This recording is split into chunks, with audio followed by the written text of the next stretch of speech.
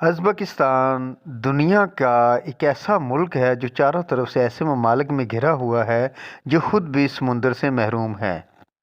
یعنی ملک کی قومی زبان ازبک ہے جو ترکی اور دیگر ترک زبانوں سے ملتی جلتی ہے۔ چند ذرائع کے مطابق ملک کی کل آبادی کا تقریباً 42% تاجک النسل ہیں۔ لفظ ازبک کا مطلب حقیقی رہنما ہے۔ اوز کا معنی حقیقی اور بک کا معنی رہنما ہے۔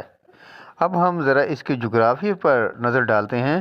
ازبکستان وسط ایشیا میں واقع ایک ملک ہے۔ اس کا کل رقبہ 4,47,400 مربع کلومیٹر ہے، جس میں 4,25,400 مربع کلومیٹر خشکی ہے اور باقی 22,000 مربع کلومیٹر آبی ہے۔ یہ مشرق تا مغرب 1,425 کلومیٹر اور شمالاً تا جنوباً 930 کلومیٹر تک پھیلا ہوا ہے۔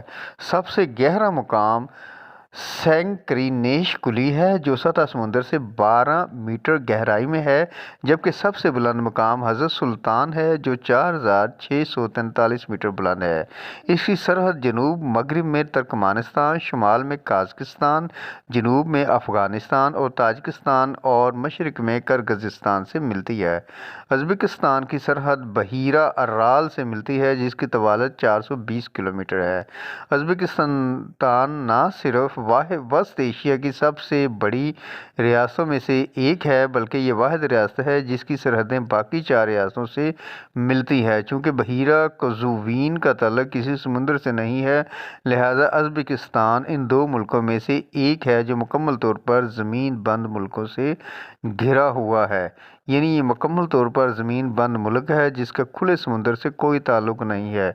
اور ایسا ہی ایک دوسرا ملک لہتنشتائن ہے جس کے چاروں طرف کوئی سمندر نہیں ہے۔ ازبکستان کی آب و ہوا کافی مختلف ہے۔ یہاں کی زمین متوسط بھی ہے اور کل رقبہ تقریباً 80% ریگستان پر مشتمل ہے۔ یہاں کے پہاڑ سطح سمندر سے تقریباً 4500 میٹر بلند ہیں۔ ازبکستان جنوب مغربی حصہ تیان شان کی پہاڑی پر مشتمل ہے اور یہ کرغزستان اور تاجکستان تک پھیلی ہوئی ہیں اور وسط ایشیا اور چین کے مابین حد فاصل کا کام کرتی ہیں۔ ازبکستان کے انتہائی شمال میں قزل کم نامی ریگستان ہے جو قازقستان کے جنوبی حصے تک پھیلا ہوا ہے۔ ازبکستان کا سب سے زرخیز حصہ وادی فرگانہ ہے جس کا رقبہ 21,440 مربع کلومیٹر ہے اور قزل کم کے مشرق میں واقع ہے جو شمال، جنوب اور مشرق کی جانب سے پہاڑ میں گھرا ہوا ہے۔ وادی فرگانہ کا مغربی کنارہ دریائے سیہوں سے نوازا گیا ہے۔ یہ دریا ازبکستان کے شمال مشرقی علاقہ سے ہو کر گزرتا ہے اور قازقستان سے شروع ہو کر قزل کم میں ختم ہوتا ہے۔ ازبکستان کو سیراب کرنے کے لیے 2 بڑی ندیاں آمو دریا اور دریائے سیہوں ہیں جو بالترتیب تاجکستان اور کرغزستان سے شروع ہوتی ہیں۔ یہ وسط ایشیا کی 2 اہم ندیاں ہیں۔ ان کا پانی عام طور پر آب پاشی کے کام آتا ہے اور کئی سارے مصنوعی نالے بھی ان پر بنائے گئے ہیں۔ سوویت کے زمانہ میں ایک قرارداد منظور ہوئی تھی جس کے تحت کرغزستان اور تاجکستان انہی 2 ندیوں کا پانی قازقستان، ترکمانستان اور ازبکستان کو مہیا کرتا تھا اور بدلے میں وہ 3 ممالک ان 2 ممالک کو تیل اور گیس دیتے تھے۔ لیکن سوویت اتحاد کے زوال کے بعد یہ معاہدہ بھی کالے دم ہو گیا اور ابھی تک کوئی نیا معاہدہ نہیں ہو پایا ہے۔ ازبکستان میں خوب سردی اور خوب گرمی پڑتی ہے۔ گرمی میں درجہ حرارت 40 ڈگری سینٹی گریڈ جبکہ سردی میں درجہ حرارت -2 ڈگری سینٹی گریڈ تک رہتا ہے۔ ازبکستان قدرتی گیس، پیٹرولیم، کوئلہ، سونا، یورینیم، چاندی، تانبا، سیسا اور جیسٹرو ٹنگسٹن مولیبڈینم سے مالا مال ہے۔ 1991 میں ازبکستان کے سوویت یونین سے آزادی کا اعلان کرنے کے بعد ایک الیکشن ہوا۔ 1991 میں ازبکستان کے سوویت یونین سے آزادی کا اعلان کرنے کے بعد ایک الیکشن ہوا اور اسلام کریموف 29 دسمبر 1991 کو ازبکستان کے پہلے صدر منتخب ہوئے۔ اعلیٰ مجلس پارلیمنٹ یا سپریم اسمبلی کے انتخابات 1994 میں 16ویں سپریم سوویت کی ایک منظور شدہ قرارداد کے تحت منعقد ہوئے۔ اس سال سپریم سوویت کی جگہ اعلیٰ مجلس نے لے لی۔ 150 رکنی اولا مجلس لیجسلیٹو چیمبر اور 100 رکنی سینٹ کے 5 سالہ مدت کے لیے تیسرے انتخابات 27 دسمبر 2009 کو ہوئے۔ دوسرے انتخابات دسمبر 2004 سے جنوری 2005 تک ہوئے۔ اولا مجلس 2004 تک یک ایوانی تھا۔ اس کا حجم 1994 میں 69 نائبین یا ممبران سے بڑھ کر 2004 میں 120 ہو گیا اور فی الحال 150 ہے۔ کریموف کی پہلی صدارتی مدت کو ریفرنڈم کے ذریعے سن 2000 تک بڑھایا گیا اور وہ سن 2000، 2007 اور 2015 میں دوبارہ منتخب ہوئے۔ ہر بار 90% سے زیادہ ووٹ حاصل کر کے زیادہ تر بین الاقوامی مبصرین نے اس عمل میں حصہ لینے سے انکار کر دیا اور نتائج کو تسلیم نہیں کیا، انہیں بنیادی معیار پر پورا نہ اترنے کے طور پر مسترد کر دیا۔ اسی طرح سے ہم آگے چلتے ہیں، اپنے سلسلے کو بڑھاتے ہیں کہ ازبکستان کی کون کون سی زبانیں وہاں پہ بولیاں جاتی ہیں۔ آئین ازبکستان کے مطابق جمہوری ازبکستان کی زبان ازبک زبان ہے۔ ازبک زبان ترکستانی زبانوں کی ایک شاخ ہے جو اوئیغور زبان کے بہت قریب ہے۔ دونوں ترکستانی خاندان کی کال روک زبان کے تعلق رکھتی ہیں۔ ازبکستان کی سرکاری زبان صرف ازبک زبان ہے اور 1992 سے یہ لاطینی حروف تہجی میں لکھی جا رہی ہے۔ کراکل پاک میں بھی ایک ترکی زبان کی شاخ ہے جو قازق زبان سے قریب ہے اور کراکل پاکستان میں بطور سرکاری زبان بولی جاتی ہے۔ تقریباً نصف ملین اس زبان کو بولتے ہیں۔ تقریباً 8 لاکھ سے زیادہ لوگ قازق زبان بولتے ہیں۔ 1920 کی دہائی سے قبل ازبک زبانوں کی تحریری شکل تورکی کہلاتی ہے، جنہیں اہل مغرب چاغتائی کہتے تھے، اور یہ زبانیں خط نستعلیق میں لکھی جاتی تھیں۔ 1926 میں لاطینی حرف تہجی میں متعارف کروایا گیا اور متعدد بار اس کی اصلاح ہوئی۔ 1940 میں سوویت نے سیریلیک حروف تہجی کو متعارف کروایا اور سوویت اتحاد کے سقوط تک وہی زیر استعمال رہا۔ 1993 میں ازبک زبان نے واپس لاطینی حروف تہجی اپنا لیا۔ 1996 میں اس میں کچھ ترمیم کی گئی اور سن 2000 سے اسکولوں میں پڑھائی جا رہی ہے۔ اسکول، کالج، یونیورسٹیوں میں صرف لاطینی حروف تہجی ہی پڑھائی جاتی ہے۔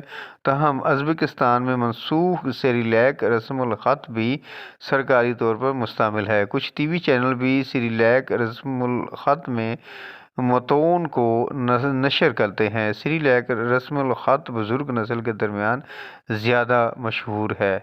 روسی زبان کے بارے میں، حالانکہ روسی زبان کو آئینی طور پر سرکاری زبان کا درجہ حاصل نہیں ہے، مگر یہ تمام میدانوں میں عام استعمال میں ہے، یہاں تک کہ سرکاری کاغذات میں بھی روسی زبان استعمال کی جاتی ہے۔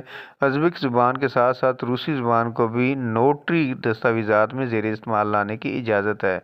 روسی زبان عام بول چال کی زبان ہے، خصوصاً شہروں میں اس کا بہت عام استعمال ہے، یہاں تک کہ ممالک میں 1 ملین ایسے لوگ ہیں جن کی مادری زبان روسی زبان ہے۔ تاجک زبان فارسی زبان کی ایک شکل بخارا اور سمرقند جیسے شہروں میں عام بولی جاتی ہے۔ یہاں تاجک لوگ سرکاری اعداد و شمار کے مطابق 1.5 ملین ہیں اور غیر سرکاری ڈیٹا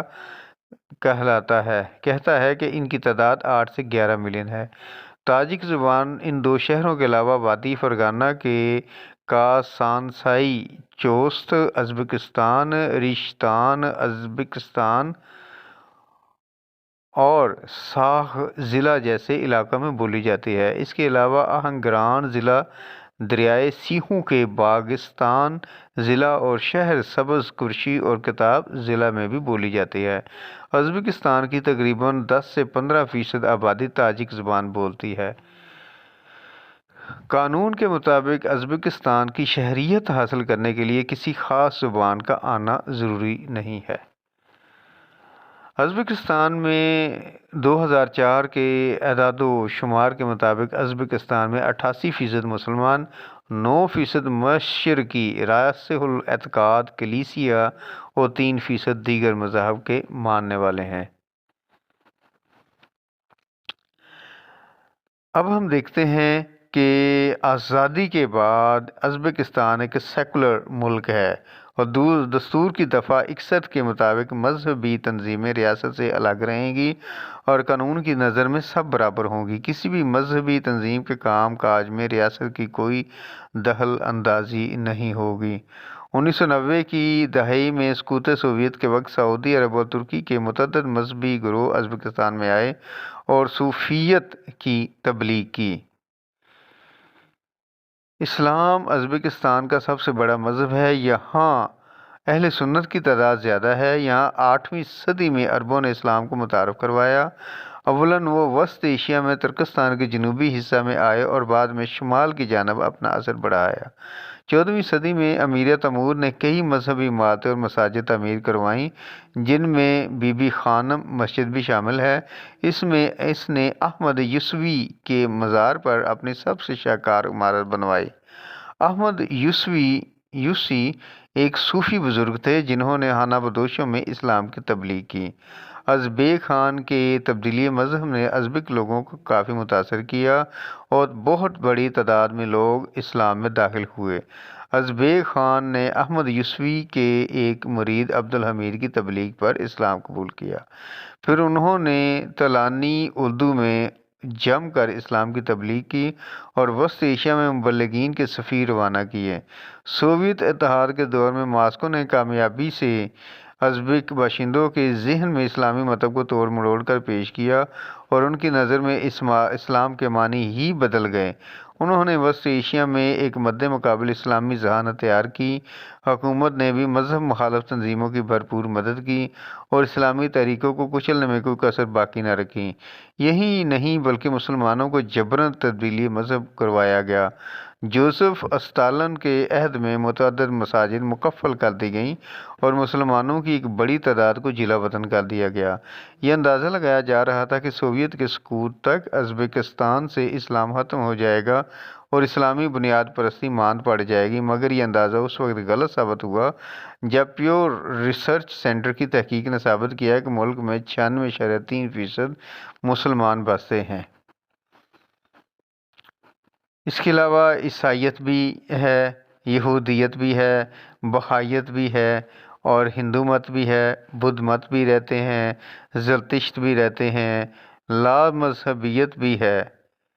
اس کے علاوہ اور امید کرتے ہیں کہ ازبکستان کی یہ آج کی سٹوری، آج کی معلومات آپ کو بے حد پسند آئی ہوں گی۔ ملتے ہیں اگلی ویڈیو میں ایک نئے ٹاپک کے ساتھ، ایک نئی جگہ کے ساتھ، ایک نئے تصور کے ساتھ۔ تب تک